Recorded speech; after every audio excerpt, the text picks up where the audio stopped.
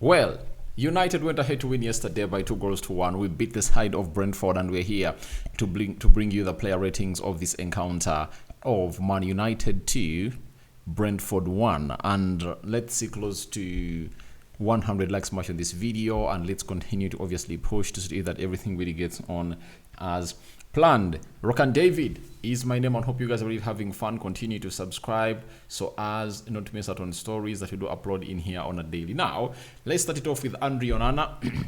As I told you that Andre Onana would have gone ahead obviously keep a clean sheet if at all. If at all. I think Matthias De Ligt was not off the pitch. He wouldn't have gone ahead to concede because they only had 2 shots on target. The one that was saved by Onana and the one that really went ahead to cross the line. You understand? So I give Andre Onana a 7.5 out of 10 for me because I really saw him saving us, and his distribution was really on point, and he went ahead obviously put in a very huge performance in there for the club of Manchester United. So Andre Onana, he's really coming good, and everyone who thought that he was not really gonna become that kind of player that he was at Ajax and Inter Milan, you should eat your words. And this is the message I direct to every person outside there, that never judge a player in his first season. Judge a player in his second season or after the first season, because when you look at his stats, Andre Onana, if it's ball distribution, if it's what, he's really averaging above most of the goalkeepers that you people are really hailing. So never judge a player in his first season. And it's always wrong for people to come out and really judge a player in their first season. That is really one of the moments that are really very, very, very bad. And that is Andre Onana for you, getting a 7.5 out of 10.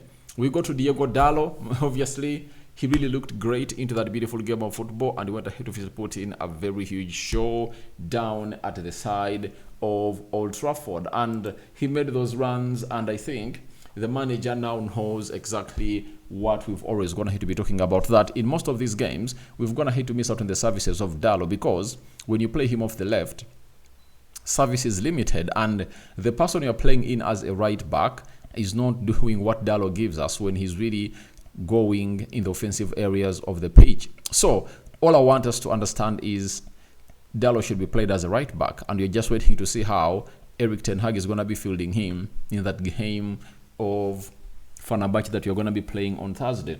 So we're here waiting to see how that's going to pan out. But for Dallo, 7.5 out of 10, and his run, from the center line that saw Andre Onana really release him to obviously face the goalkeeper was really great. Last season, he did it close to 3 times, right? And it was really great into the mix. We go to Lisandro Martinez.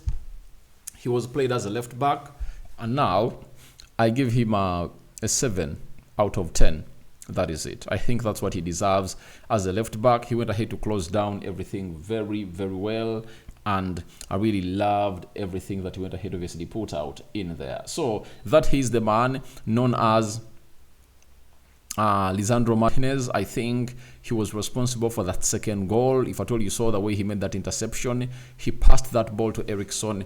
Eriksson did justice to Bruno Fernandes, and Bruno Fernandes flicked that ball into the back of into the vicinity of Rasmus Højlund. He took 1-2 touches and dinked it over the goalkeeper. That is the guy known as Lisandro Martinez. So all in all, he had a very impactful display at the club of Manchester United, and I really loved what he put out onto the field of play.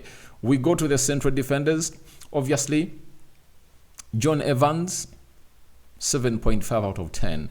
At that age, he really shows you that he still has that quality in him that made him really become one of those youngsters that really went ahead obviously to play for the club of Manchester United when he was still young. And he was sold and went ahead obviously replace him with the likes of other defenders. And I think with his quality, he was not supposed to be let go. That is it. He was not supposed to be let go in here. So what I want to let you know is simple.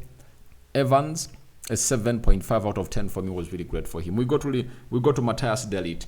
one of the best performing players on the field of play as far as that game of Manchester United was really concerned. Matthias De Ligt had 95% passing accuracy, 4 passes into the final third, 4 ground duels contested, 3 ground duels won, 3 tackles completed, 3 tackles won, 3 interceptions, 3 clearances. Technically, he kept a clean sheet too. So, when you look at this guy, I've gone hate to see very many people coming, slamming him, and I'm like, do these people know what the game of football is really all about? And do they know what football really means? Because if you are judging a player in just games that we've just gone ahead of start playing, I really pity you.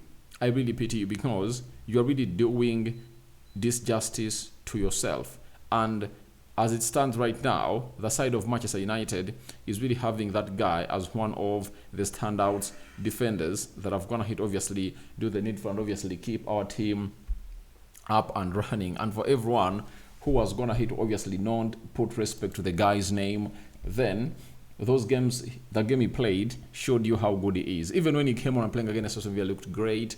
And it's a matter of really settling in and obviously having what you really think it's supposed to be. So that is what is happening down for this guy, Matthias De Ligt. And for me, I'm going to get him a 9 out of 10 because when he was out, that's when we conceded and from a set piece. And I think he was the man supposed to be marking Pinnacle because he was another tall guy that could have gone ahead to win those headers. And we've gone ahead to see in all these games that he's the man who wins most of these headers. So that's why I really give him the best of the best as a player. And I'm like, he deserves his flowers and he has gone ahead of put in the shift that is really well required for him. So I love everything he really puts out and I'm really impressed with what he always goes ahead obviously put out into the mix. So that is the guy known as Matthias De Ligt. He gets a 9 out of 10 from me. We go to the midfield. Casemiro, 7 out of 10. I think he lacks mobility.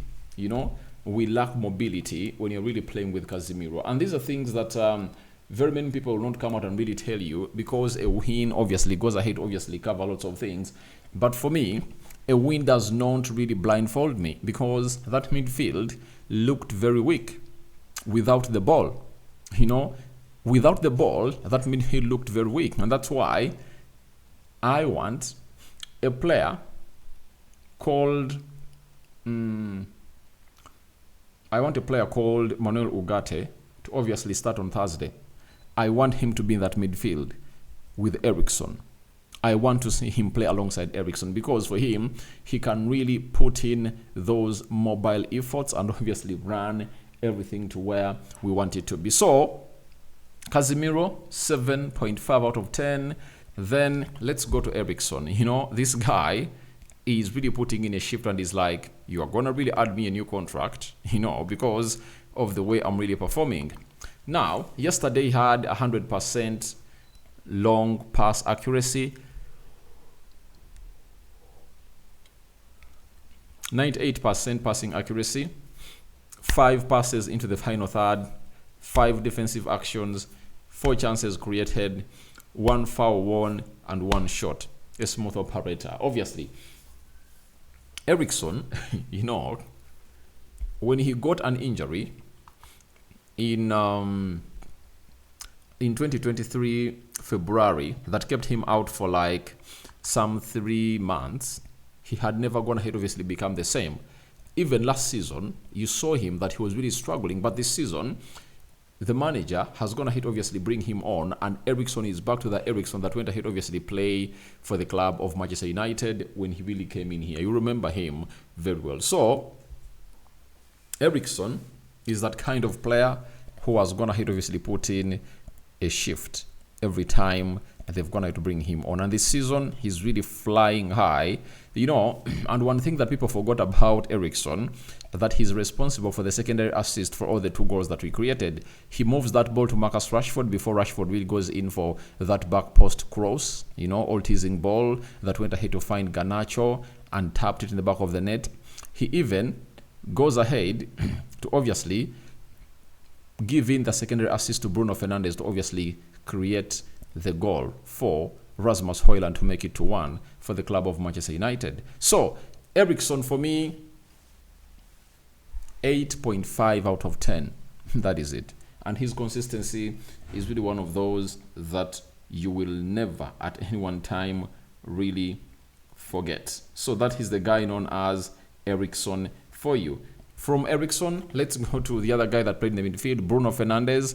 Obviously with an assist, I'm going to give him a 7 out of 10 because he was composed, but I want to see that consistently. You get, because that might be a sunshine in a winter that doesn't make a summer. So for me, I want him to compose himself better even in the coming games, and I will come out and obviously say, all right, the guy has gone ahead, obviously put in a very huge show and a very huge boost for us. So that is Eriksson for you. Sorry, that is Bruno Fernandes for you, and I'm going to give him a 7 out of 10.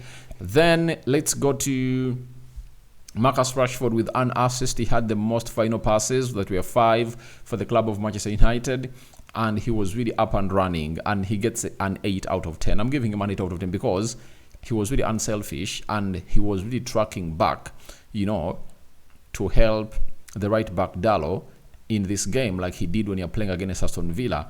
2 games, ever since he really costed us the 3 points in FC Porto, he's really running and really tracking back. That is really great, and I'm giving him an 8 out of 10. That is Marcus Rashford. We go to Alejandro Garnacho. Alejandro Garnacho played... Alejandro Garnacho almost played the 90 minutes, and this was his game by numbers. He had 10 touches in the opposition box, 8 shots and 5 were on target, 4 defensive actions, 4 attempted take-ons, 2 successful take-ons, 2 chances created, 1 foul won, 1 goal.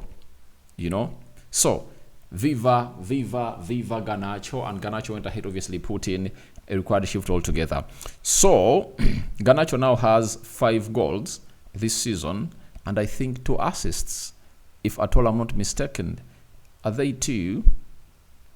I think he has 3 assists, because he has an assist for the goal we scored against Fulham. He has an assist for...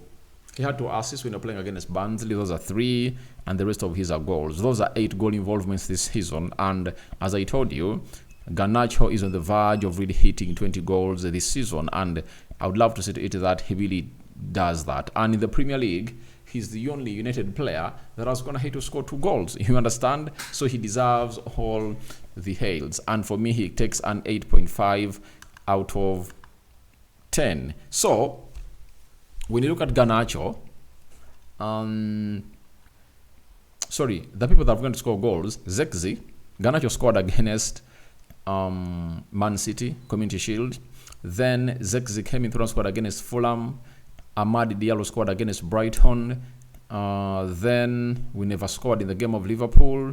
We returned the game of Southampton. It was Garnacho, Rashford, and Matthias de Ligt, and we never scored against Tottenham Hotspur. We never scored against Crystal Palace. We never scored against Aston Villa and Spurs.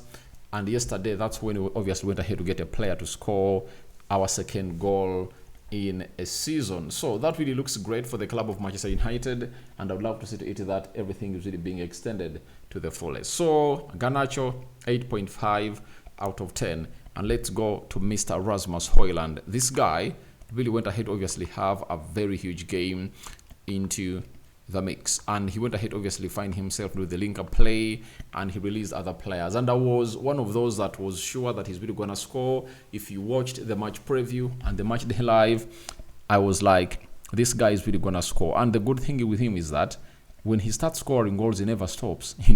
You saw him, almost 7 goals that he scored in the Premier League. Out of the 7 goals he scored, them I think in games in a row. You understand that he's a player called Rasmus Højlund. He had 70% passing accuracy, 6 touches in the box, 5 ground duels contested, 3 ground duels won, 3 attempted take-ons, 2 successful take-ons, 2 shots and 1 goal. That is Rasmus Højlund, and I think we went ahead obviously to put in some huge chances for his fellow players through his link-up and hold-up play into that game. Then, for me, I'm giving him a 9 out of 10. That is Rasmus Højlund. We go to the substitutes. Obviously, we had Lindelof on 6.5 out of 10. We had Mazraoui on 6.5 out of 10. Which other player came on? Zexi came on, looked lazy and very slow. Takes a 6 out of 10. Manuel Ugarte came on with a vibe and showed us what he can really do. And I'm giving Manuel Ugarte a pure 7.5 out of 10. So I think those were the substitutes that were made by Erik ten Hag into that beautiful game of football. And we are here to see to it that everything really moves on as planned. So your reactions are welcome in the comment section below. The manager, 7.5 out of 10. My man of the match, I go with Rasmus Højlund. But even if you tell me that Matthijs de Ligt takes it, I won't come out and really oppose you, because he also had to put in a very huge shift into that beautiful game of football that happened at Old Trafford that saw United win by 2-1. And on Thursday, we are back in action as Manchester United to see how we are really going to be facing off our former manager, known as Jose Mourinho, that has 2 former players at Manchester United, Fred and Amrabat. Bye-bye.